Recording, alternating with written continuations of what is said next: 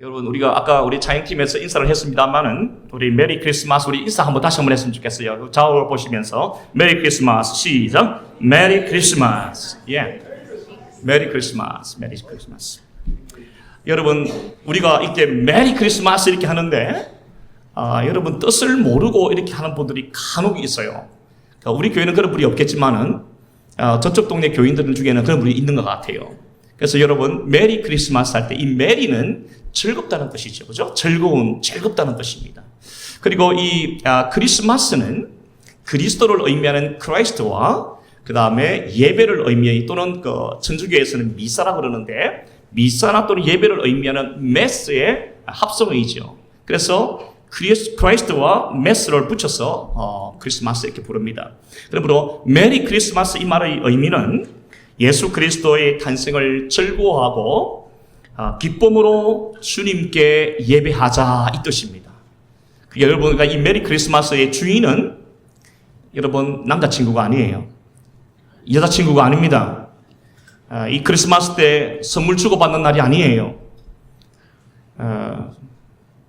크리스마스는 우리를 위하여 이 땅에 오신 예수 그리스도, 그분의 이름을 송축하고 그분의 이름을 노래하고 하나님의 놀라우신 사랑을 우리가 송축하고 찬양하고 경배하고 예배하는 날이 바로 이 메리 크리스마스에 담겨져 있는 것입니다. 예수 그리스도의 나심을 축하하고 감사하고 기쁨으로 그 주님을 예배하자. 이것이 바로 우리가 방금 우리가 인사했던 메리 크리스마스입니다. 여러분, 주님 오시는 그날까지, 우리의 생명이 다하는 날까지 오직 예수 그리스도의 이름을 높이고 예수 그리스도를 바라보고 그분의 말씀을 따라 살아가시는 우리 모두가 되기를 주님의 이름으로 축복합니다. 우리 오늘 말씀해 보니까 동방박사라는 분들이 나옵니다. 학자들은 이 동방박사를 할 때 이 동방은 페르시아 제국이라고 보통 이야기를 그렇게 합니다. 그러니까 페르시아 사람들인 것 같아요. 이 동방박사 세 사람이 나오는데 이 동방박사들의 직업이 뭔가 천체학자입니다. 별을 보고 연구하는 천체학자. 오늘 우리로 말하면은 천체를 연구하는 과학자, 이 정도로 우리가 설명을 할 수가 있겠습니다. 그런데 이들이 오늘 말씀을 우리가 쭉 읽어보았습니다만은 이들이 어떻게 메시아 대망 사상을 갖게 되었는지, 대망 사상, 메시아 대망, 그러니까 대망이에요. 소망도 아니고 적당히 어떤 희망하는 것도 아니고 대망 사상입니다. 이 메시아 대망 사상이 언제부터 시작이 됐는가 하면 586년에 남유다가 바벨론 제국에 의해서 멸망하고 많은 사람들이 바벨론 제국으로 포로로 끌려갈 때부터 아주 드러난, 갑자기 이렇게 생기게 난 그 사상이 뭐냐면은 메시아 대망 사상입니다. 하나님께서는 다윗 왕조가 영원할 것이라고 하는 다윗 언약을 맺으셨는데 586년도에 남유다가 멸망하고 나니까 이스라엘 백성들은 그 말씀이 어떻게 되는 건가? 하나님께서 다윗과 맺은 그 언약이 영원할 거라는 이 언약이 왜 우리가 바벨론 제국에 의해서 멸망하게 되었나? 이게 지금 굉장히 그들이 걱정이 되고 궁금한 일이 되었던 거죠. 그래서 그때마다 이제 하나님께서는 메시아를 보내서 다윗 왕조가 영원할 뿐만 아니라 내 나라가 안전할 것이고 내가 내 나라를 지킬 것이다. 회복시킬 것이다. 메시아가 오면 그런 일들을 일으킬 것이다. 이런 말씀들을 선지자들을 통해서 누누이 말씀해 오게 된 것이죠. 오늘 이 동방박사들이 어떻게 해서 이러한 메시아 대망 사상을 그들도 갖게 되었는가? 그들은 유대인도 아니고 이스라엘 사람들도 아니고 페르시아 이방인들인데 천체 과학자인데 어떻게 메시아 대망 사상을 갖게 되었고 메시아에 대한 신앙을 갖게 되었을까? 여러분, 우리가 오늘 이 부분에 대해서는 본문이 침묵합니다. 그래서 이들이 어떻게 썩게 됐는지는 우리는 성경이 침묵하고 있기 때문에 억지로 풀려고 해서는 안 되겠습니다. 그러나 우리가 오늘 2장 1절부터 12절까지의 말씀을 쭉 읽어보면 이분들이 이런 이야기를 해요. 2절 말씀에 보면은 한 목자가 2절 말씀에 유대인의 왕으로 나신 이가 이런 말을 합니다. 놀라운 일이잖아요. 페르시아 사람이 이방인들이 어떻게 베들레헴에 와서 유대인의 왕으로 나신 이렇게 표현할 수가 있을까요? 뿐만 아니라 이들이 아기 예수님을 만날 때에 황금과 유향과 모략을 드리고 그 앞에 엎드려 절을 하고 경배를 하지 않습니까? 뿐만 아니라 별을 보고 크게 기뻐하더라. 이런 그 전체적인 문맥을 보면은 언제 이들이 예수 그리스도에 대한 메시아 사상을 갖게 되었는지, 그런 신앙을 갖게 되었는지 우리는 알 수 없어요. 그러나 분명한 사실은 뭐냐면 이들이 하나님의 어떤 섭리 가운데 메시아라는 분을 알게 되었고 예수 그리스도에 대한 이해와 지식과 믿음이 분명히 있었다는 것을 우리가 발견할 수가 있습니다. 여러분, 이 세 사람이 아기 예수님께 찾아와서 드렸던 3가지 예물이 있습니다. 첫 번째는 황금이요, 두 번째는 유향이요, 세 번째는 모략입니다. 여러분, 유향입니다. 여러분, 유황이 아니에요. 이거 잘 이해하셔야 됩니다. 황금이라는 것은 가장 아름다운 것이죠. 예나 지금이나 황금은 이 땅에서 가장 아름다운 것 중에 하나가 황금이지 않습니까? 그러므로 이 황금이 상징하는 의미는 예수님의 왕되심을 선포하는 거예요. 뭐라고요? 황금을 예수님께 드렸다는 것은 이 말은 뭐냐면 예수 그리스도가 참된 온 인류의 왕이십니다라는 고백이에요. 두 번째로 유향을 주님 앞에 드리고 또 경배했다고 그랬는데, 이 유향이라는 것은 예수님이 하나님과 죄인 사이를 화목케 하기 위한 대제사장이심을 상징적으로 보여주는 것입니다. 유향을 드리면서 예수님께서는 대제사장이십니다. 우리를 하나님과 화목케 하시는 바로 그분이십니다. 대제사장이십니다. 이런 고백이 유향에 담겨져 있는 의미입니다. 마지막 세 번째는 모략을 드렸는데, 이 모략은 대개 사람이 사망하게 되면은 그 시신이 부패하지 않도록 몸에 바르는 하나의 약품 처리하는 거거든요. 그러니까 이것은 모략을 예수님께 드렸다는 것은 예수님의 고난과 죽으심을 상징하는 의미를 가지고 있는 겁니다. 자, 보십시오. 황금을 드리면서 이 의미는 예수님이 만왕의 왕이심을 선포하는 것이고, 유향을 드리는 것은 예수님이 참된 중보자가 된다는 뜻이고, 마지막 모략에 담겨져 있는 의미는 예수님의 십자가에서의 고난받으심과 죽으심을 의미하는 겁니다. 여러분, 동방박사가 예수님께 왔을 때 황금과 유향과 모략을 드렸다는 것은 예수 그리스도의 생애를 시청각적으로 우리에게 정확하게 설명하는 어떤 도구들입니다.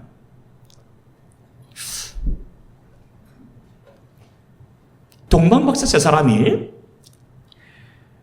이 사람들은 단순한 천체 과학자가 아님을 우리가 알게 됩니다.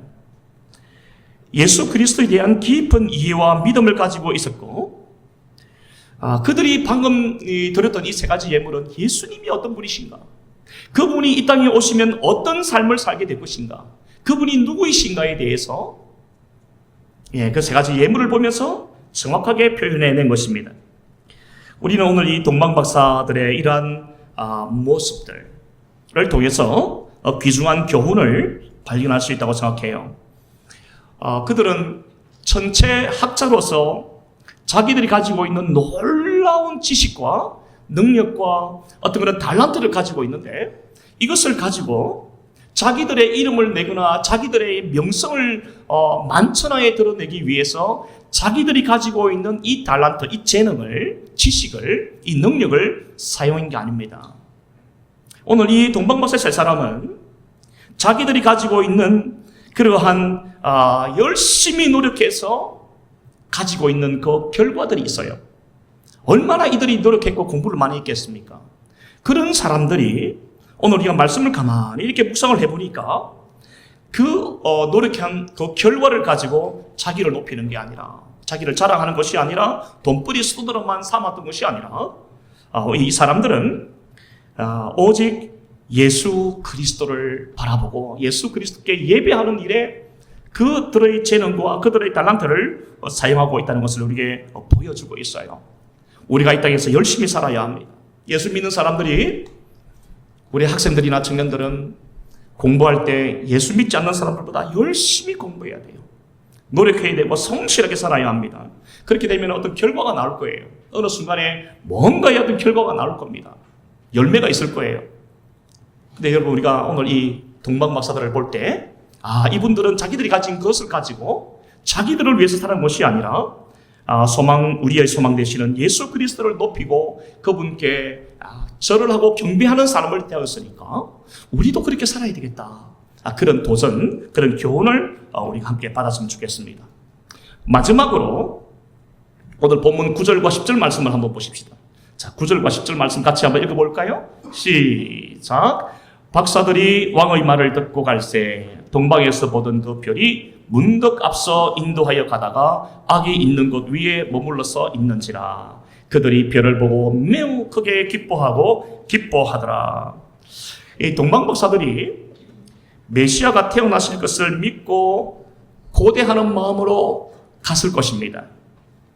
9절 말씀에 박사들이 왕의 말을 듣고 갈새, 여러분 지금 이 갈새, 가고 있는 이 장면을 보여주고 있는데 적어도 이때까지만 해도 별이 사라진 겁니다. 페르시아 제국에서부터 예루살렘까지 인도했던 그 별이 문득 이제는 스탑이 되고, 그들이 왕을 만나서 대화를 나눌 때까지도 그 별이 더 이상 보이지 않다가 이제 왕의 말을 듣고 그들은 어디로 가야 할지, 과연 우리가 어디로 가야 될지 알지 못하고 나아갈 때 갈새, 뭐라고 말씀합니까? 그 다음에 동방에서 보던 그 별, 자기들을 지금까지 여기까지 수천 킬로미터를 인도해왔던 이 별이 문득 갑자기 나타나더라는 거예요. 그 별이 다시 나타났더라는 것입니다. 사랑하는 여러분, 우리는 이 장면을 가만히 한번 보십시오. 더 이상 별이 보이지 않았는데, 그래서 오늘 동방박사 세 사람은 우리가 과연 어느 길로 가야 할지 모르는 바로 그 순간에 정말 그 메시아를 만나기를 고대하고 기대하고 정말 고대하며 그 걸음을 옮기기 시작했을 때에 별이 나타나더라는 거예요. 갑자기 나타나더라는 거예요. 사랑하는 여러분, 저는 오늘 이 장면을 가만히 묵상하는데 참 우리가 발견할 수 있는 교훈이 있다고 생각해요. 우리가 이 인생의 길을 걸어갈 때 우리가 어느 길로 가야 할지, 우리가 무엇을 해야 할지 우리가 모를 때가 있습니다. 정말 답답할 때가 있어요. 여러분, 그럴 때 우리는 어떻게 해야 되는가? 동방박사 세 사람의 이 모습을 유심히 보아야 합니다. 그들은 메시아를 만날 것을 고대하고 기대하면서 걸음을 옮겼다 그랬습니다. 여러분, 마치 아브라함이 생각나지 않습니까? 갈 바를 알지 못하고 나아갔던 아브라함의 모습과 참 아주 클로즈업이 되고 있어요. 왕의 말을 듣고 갈새, 어디로 갔다는 겁니까? 목적지가 없잖아요. 어느 길로 가라, 동서로 가라, 남북으로 가라, 길이 없어요. 방향도 나타나지 않아요. 그저 가는 거예요. 예수 그리스도를 만날 것을, 메시아 대망사성을 가지고 그 신앙을 가지고 주님 만날 것을 기대하고 고대하며 걸음걸음을 옮길 때, 그 신앙을 가지고 나아갈 때 하나님께서는 그들에게 다시금 페르시아에서 보여주셨던 그 별을 다시 보여주신 것입니다. 여러분, 우리가 인생을 살아갈 때마다 이런 믿음이 있어야 될 줄 믿습니다. 고대하는 것이죠. 기대하는 것입니다. 하나님을 철저하게 의지하고 하나님의 말씀을 붙잡고 나아가는 겁니다. 갈 바를 알지 못하고 나아간다 할지라도 내가 주님을 의지하고 말씀을 붙들고 살아갈 때 주님께서는 나에게 새로운 환경을 열어주시고 우리의 가는 길을 열어주시고 만남의 복을 주시든지 아니면 새로운 환경을 열어주시든지 하나님은 반드시 우리의 길을 인도하신다는 사실을, 우리가 오늘 왕의 말을 듣고 갈새 문득 별이 나타났다는 이 말씀 속에서 여러분 큰 도전을 받고 은혜 받는 귀한 시간 되기를 바랍니다. 우리가 오늘 이 말씀 속에서 저는 한 가지 또 주목한 것이 있습니다. 이 별이 동방박사들을 누구에게로 이끌었는가 하는 것입니다. 여러분 9절 말씀, 10절 말씀, 11절 말씀을 쭉 보면은 그 별이, 자 보십시오. 그 별이 9절 말씀이에요. 문득 앞서 인도하여 가다가 이 별이 어디서 멈췄다고요? 아기 예수님이 태어나신 그 말 구유 위에 멈추어 섰더라. 10절 말씀입니다. 그들이 별을 보고 매우 크게 기뻐하고 크게 기뻐하더라. 정말 기뻐하더라. 여러분 얼마나 메시아를 기다리고 아기 예수님을 기다렸던 사람들인지 예수님을 만나기 전에 그 별만 보아도 그 징조만 보아도 기쁘더라는 거예요. 하나님께서 길을 여시는 거구나. 하나님께서 나와 함께 하시는 거구나. 하나님께서 지금 우리를 이렇게 인도하시는 거구나. 별을 보면서 그 징조를 보면서 오늘 이 사람들은 크게 기뻐하더라. 이 별이 동방박사들을 어디로 이끌었습니까? 어디로 이끌었습니까? 아기 예수 그리스도께로 이끌었던 거예요. 그리고 그 별은 동방박사들이 말구유에 나신 아기 예수 그리스도를 보자마자 그 별은 자기의 사명을 다하고 호련히 사라집니다. 오늘 2장 이후부터는 이 별은 더 이상 나타나지를 않아요. 사랑하는 여러분, 저는 오늘 동방박사들을 예수님께로 인도하는 이 별을 보면서 우리는 다시 한번 우리의 인생에 대하여 깊은 생각이 좀 있고 묵상이 있었으면 좋겠습니다. 세상 사람들은 전부 다 스타가 되라고 말합니다. 우리 모두에게 다 스타가 되라고 말합니다. 레이징 스타가 되라고 합니다. 너희가 다 바벨탑을 짓는 사람이 되어라라고 말합니다. 너희가 인생의 주인이 되어라고 말합니다. 보이지도 않는 하나님을 우리가 왜 섬기느냐? 차라리 네 주먹을 믿고 돈을 믿고 힘을 믿어야지. 그렇게 이야기하는 사람들이 얼마나 많습니까? 우리에게 다 한결같이 말하는 이 세상의 이야기는 뭡니까? 너희가 세상의 주인이 되어라. 이거 아닙니까?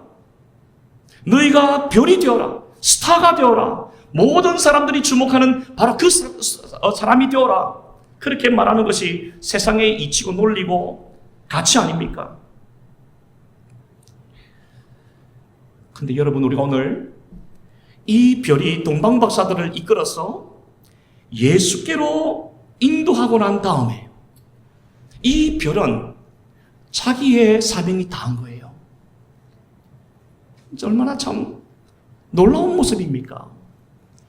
세상은 우리에게 주목을 받는 스타가 되어라라고 말을 하지만, 그렇게 가르치지만, 우리 부모님들도 우리 자녀들을 그렇게 가르치지만, 우리가 오늘 이 별을 보면서 나는 어떤 스타가 되어야 되나? 우리 자녀들이, 우리 자녀손들이 어떤 스타가 되어야 될까? 무엇을 가르치고 무엇이 이들의 인생에 중요한 것인가를 우리가 가르칠 수 있다고 생각해요. 하나님께서 인정하시는 스타가 되어야 될 줄 믿습니다.